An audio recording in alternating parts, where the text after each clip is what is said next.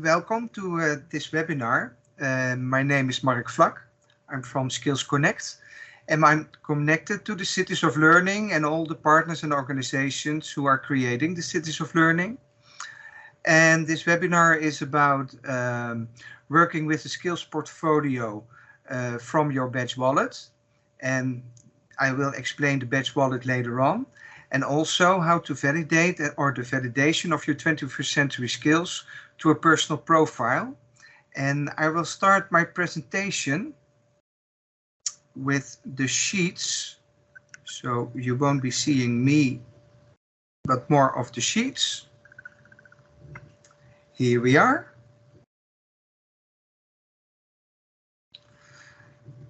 So I will start presenting because we are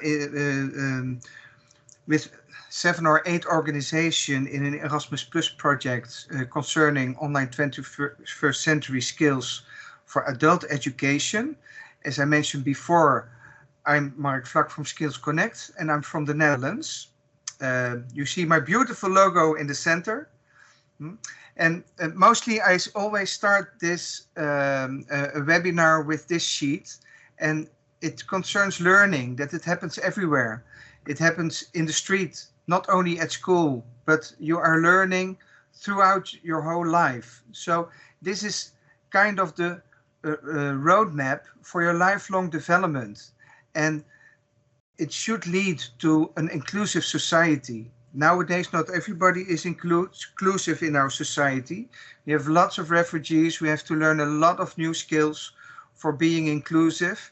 And it's better for us to make work of it so that everybody can have a safe place and a good guidance for their own personal development. So the main target is to build your digital portfolio and to validate your skills profile. Well, we are at part 1 of this webinar, and that's the first part, to build on your skills portfolio and to have the basis in the Badgewallet. So the Badgewallet is the place where you can gather your earned badges, and a badge for people who are watching this and are not familiar with the Open Badges system. A badge is like a tiny certificate of an activity that you succeeded, and somebody issued you a small certificate for the achievement. And in every activity there are skills involved, so it's also like recognition of skills you have. This is a lot of text, but I just made it in 5 minutes just to write down why what a personal portfolio should be like, what the where it should be, what it should do and what it should not do. So let's talk about the why for a portfolio, and I will just discuss the first 5 points. It's like it should be worldwide acknowledged, like with a worldwide standard that everybody can recognize and see who you are within the way you like to present yourself. Yourself should be the owner of the digital data. It should be transferable and interchangeable because it's a representation of your skills. And if you move to another country, you could present it over there also. Then it's also for yourself to make your skills visible and measurable. So you can have like a pathway for improvement for yourself. And it should be very nice to add proof to the open badges as a mini certificate of the skills you've earned, that you can show what you did for it. Then it's more personal. So, and then it started me thinking, long time ago already, but it's like, in this way I can improve my skills in building blocks. In this way I can respecify the skills I already have to measure them with referral frameworks. I can evaluate my skills from predefined criteria that I find in the frameworks. And it's I stipulate evaluate and not validate because somebody else is validating me and I'm presenting my valuation. It's also good for making plans for the future, to predefine my personal pathways, my learning paths. Also to redefine the skills for measuring it and make it ready for formal education, so for formal validation. And then there's one difficult word, and we're going to talk about it later on. It's dialogical validation. I think that's when we have to start rethinking our curricula. Dialogical validation will have an important part of make your skills visible, measurable, and to add value to them. Yes, and of course, it would be good and very new and good way if you can share your skills with others for creating new learning opportunities. So let's start. And let's start with the basics. And the basis is the Cities of Learning platform, where you can create an activity. And well, mostly your boss or your coach or your trainer or the organization you work with or the educational organization you work with, they create the activities and they can issue you a certificate in an open badge for being involved in the activity and that you have made it to the finish line and you succeeded. Those badges, they come into your Badgewallet, and from your Badgewallet you can make like a portfolio, and it's already in the application. Not everybody knows that, but it's just like a little knob to the right of your personal portfolio, and then you your Badgewallet, and then you create your personal portfolio. And in the yellow section in the middle, you can see how it looks like when it's plain, and then you can fill in every kind of portfolio you want. So you may be building a portfolio for doing challenges in your sporting career, like if you want to become a trainer of the football club, like a coach. Mostly it will be used for doing job interviews and having your portfolio ready. So not only your curriculum with your diplomas, but also an active curriculum with proof inside and where all your skills are made visible. It would be good to refer it to the 21st century skills. That will be something that we will discuss later on. On the right, in the red section, you see like an example what I made for myself, like my first portfolio. I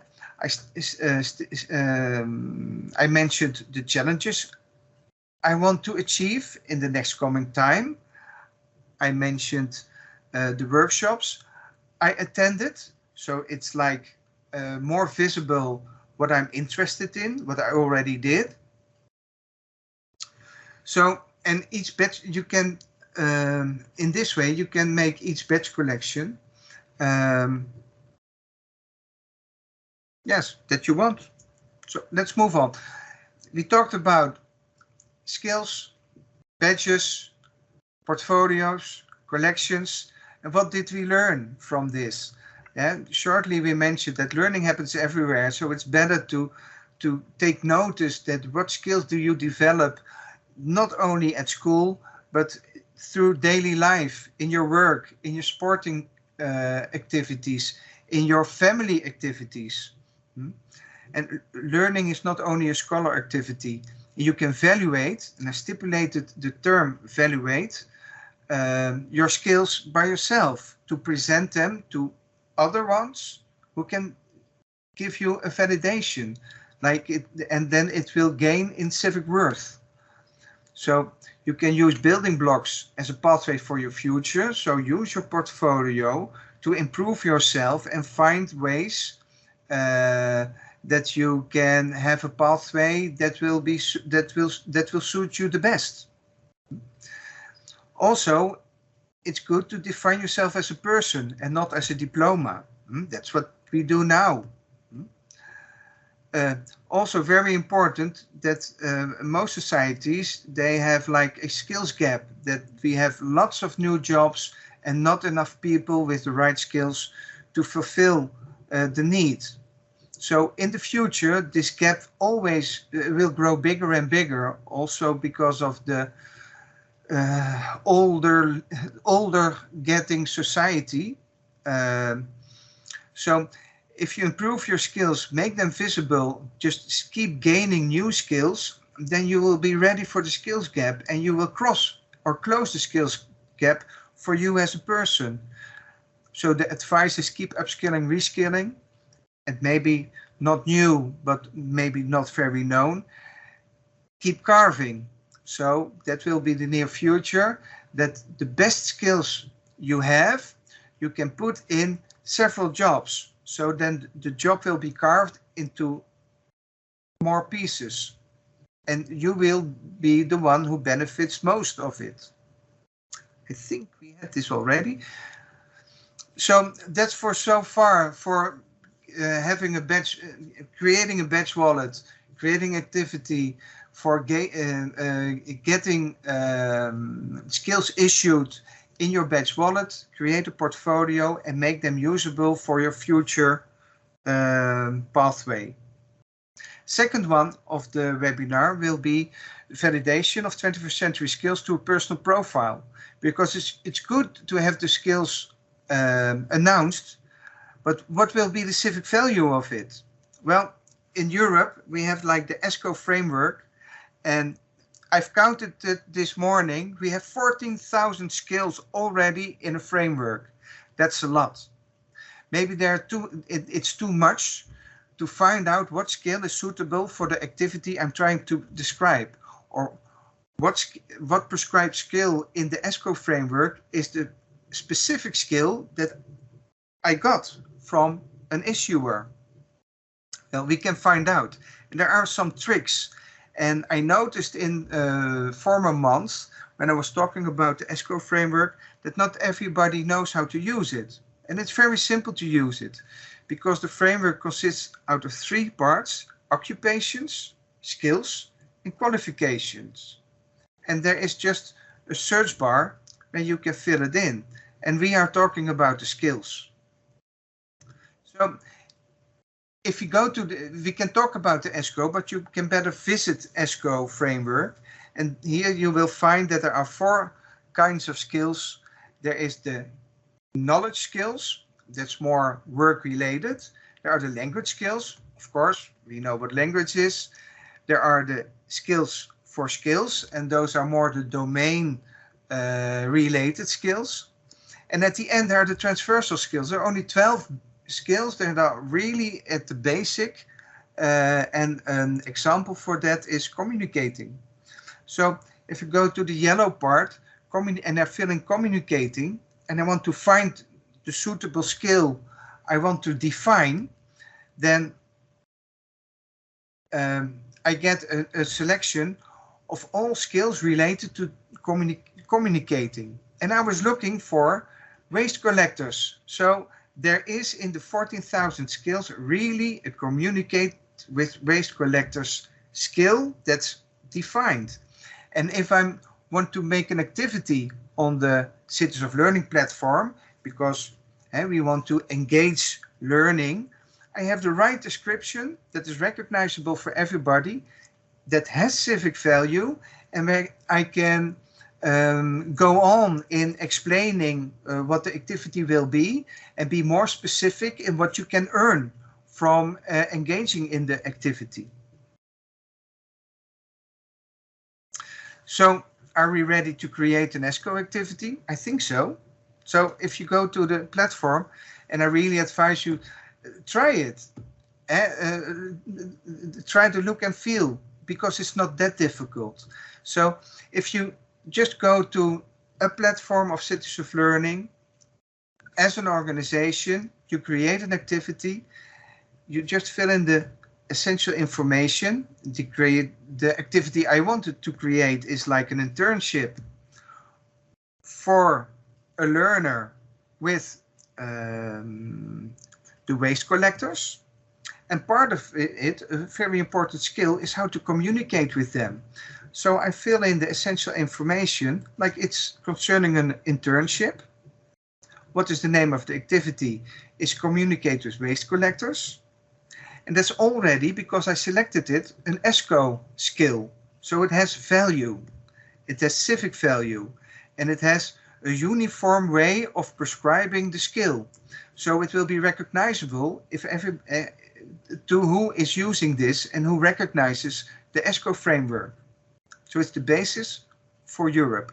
It's also related to ISCO, and that's the worldwide framework that has a little bit of another development, more work related. So I have 2 tips.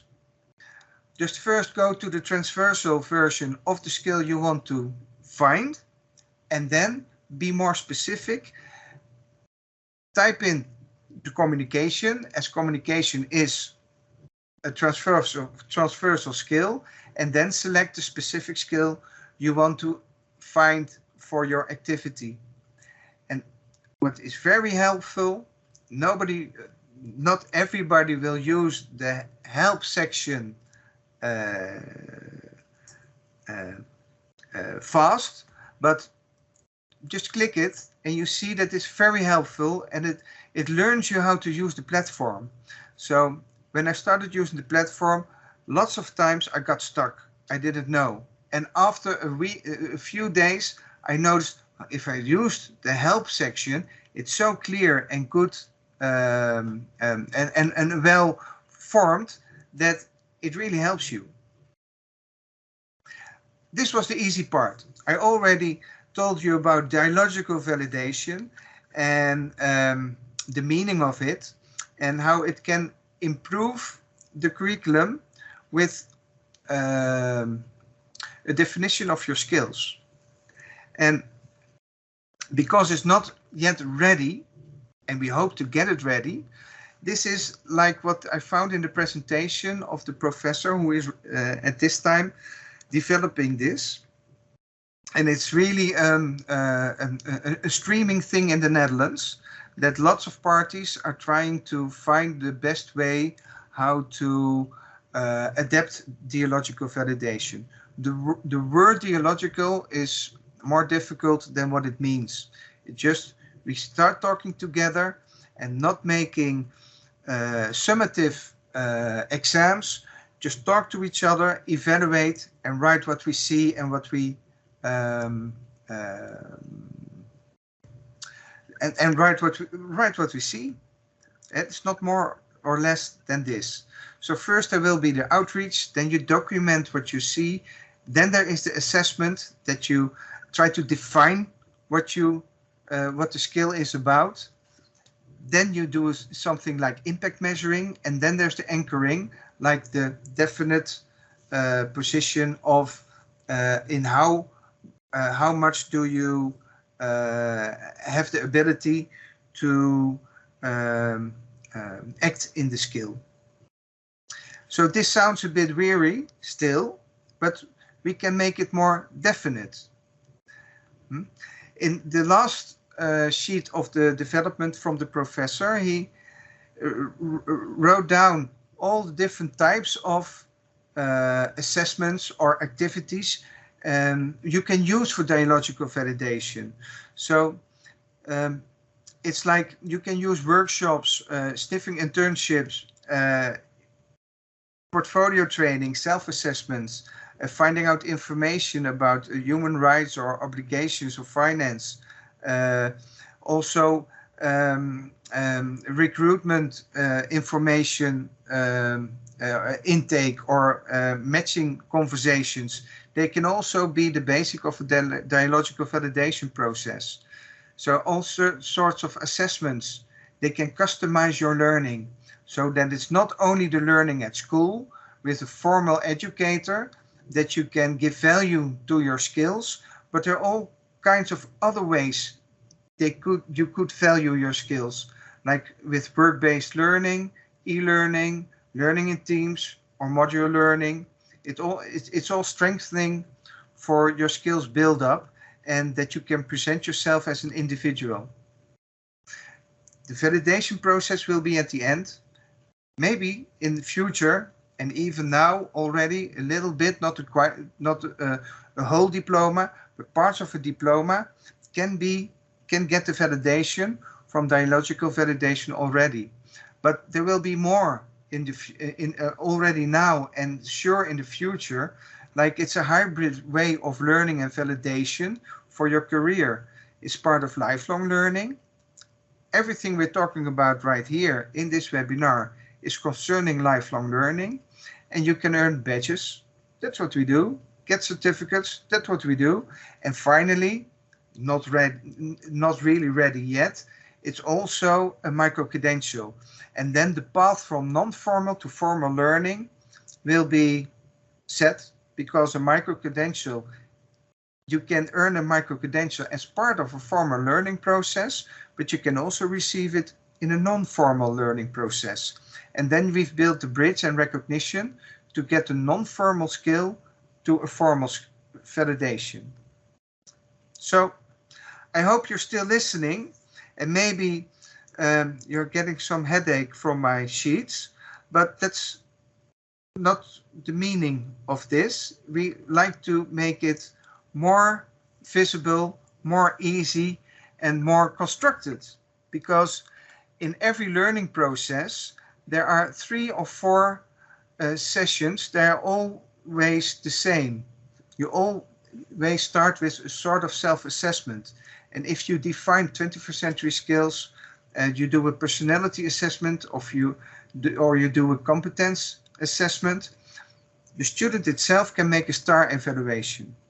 And in the STAR evaluation, it gets clear what he thinks about himself and all his specific performances. After that, if you do a peer consultation, you give more value to the prescribed skill. And giving more value, it adds like 30 to 40% more valuability to the description of the skill you earned. So with a peer consultation, you can do that with your colleagues, even with your boss, or even with your coach if there are not many peers available. So if you have an evaluation form, and it can have more forms than this, but this is a very simple one, and I think a very usable one. If you have an evaluation about the activity you performed, then what you didn't do, but what in the peer group is decided what is better to do, you can start doing. Also, you can stop doing, or you can continue doing. So that's the main focus about peer consultation. In the end of the activity, you want to have a validated badge issued to you that prescribes what you did with the activity or the skill. And your coach can do that.